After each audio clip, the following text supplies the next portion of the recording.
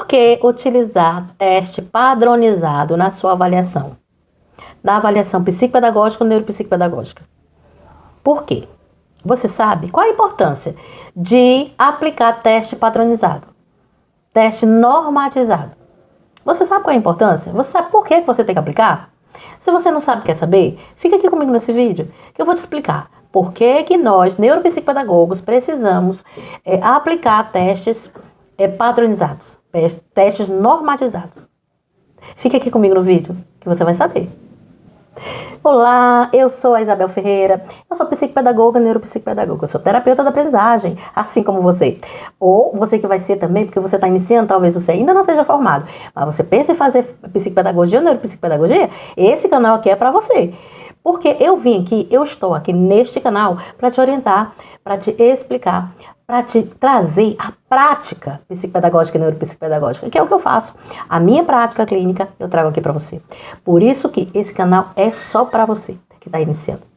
Então, vamos lá. Vamos começar com o vídeo, que é o que importa. Mas antes eu vou te pedir para se inscrever no canal se não é inscrito ainda, tá bom? E já curtiu o vídeo, que eu tenho certeza que esse assunto é muito importante para você. O que a gente faz? Quando a gente faz avaliação, a gente precisa avaliar através de instrumentos. Os instrumentos são testes e instrumentos padronizados, ou testes qualitativos, que são os instrumentos como jogos pedagógicos e outros instrumentos que a gente pode utilizar também, além dos testes quantitativos, que a gente chama os padronizados, normatizados. Hoje, nesse vídeo, eu vou falar somente sobre eles. Qual é a importância? Por que a gente tem que utilizar esse teste? Esse teste, a gente utiliza ele porque é o seguinte: instrumentos validados cientificamente com normas específicas para cada faixa etária e população. É isso. Quando um cientista, um pesquisador, ele vai e faz um teste desse, é porque ele já testou em uma determinada população e determinada idade. Quando ele padroniza aquela quantidade de aprendizagem, de habilidade, o que é que ele fez? Fez uma testagem.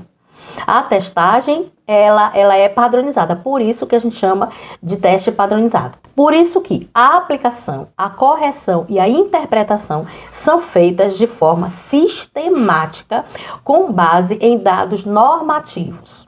Tá bom?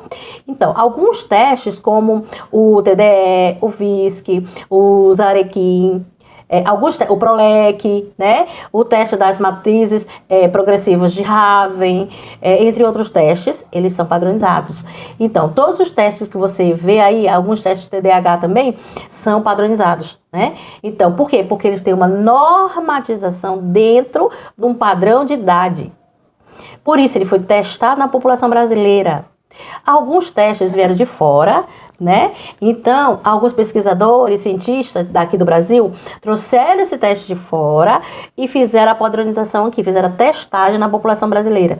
Então, existe uma padronização. Por que alguns testes ele tem a padronização da idade, por exemplo, de 5 a 10 anos? Porque ele foi testado só de 5 a 10 anos. Se você pode até aplicar esse teste para criança de 11 e 12 anos, mas ele vai ser dados qualitativos, porque o dado quantitativo ele só vai até 10 anos, que ele foi padronizado, então ele foi feito numa certa população, a quantidade de população com aquela idade. Então você sabe, ali tem o score, que chama score, que é o padrão, né, da pontuação. Existe uma pontuação mínima e máxima que está dentro desses critérios. Por que é que os testes padronizados são tão importantes? Por causa de 3 fatores que eu separei aqui para você entender por quê. Primeiro, a precisão e a confiabilidade. A precisão, exatidão da quantidade. E confiabilidade, porque a gente sabe que aquilo ali foi testado. Então, a gente não vai tirar da cabeça como é que é. Não, a gente já sabe que aquilo ali foi testado. Então, garantem que os resultados são comparáveis com uma amostra da população. Então, isso é o padrão, isso é a padronização. Né? Reduzem erros de interpretação subjetiva. Quer dizer, você não vai pensar como é que foi feito e como é que a criança está aprendendo, não. Você já vai ali, já vê a quantidade e já é uma coisa certa, correta, já é uma coisa, é um padrão que já está ali para você. E você não é uma coisa objetiva, não subjetiva. Outra vantagem é o seguinte, é o diagnóstico mais assertivo. Né? Assim como existe uma base para intervenção eficaz. Então, quando você aplica um teste padronizado, ele já tem toda a padronização para aquela população. Dessa maneira, você consegue um diagnóstico mais assertivo. Ajuda a diferenciar dificuldades de aprendizagem, né, transtornos e questões emocionais, comportamentais. Né? Por exemplo, assim, uma criança pode ter baixo rendimento escolar, mas o teste mostra se é TDAH, se é dislexia, ou se é déficit pedagógico. Então, pelo teste, você entende o que é uma coisa ou outra.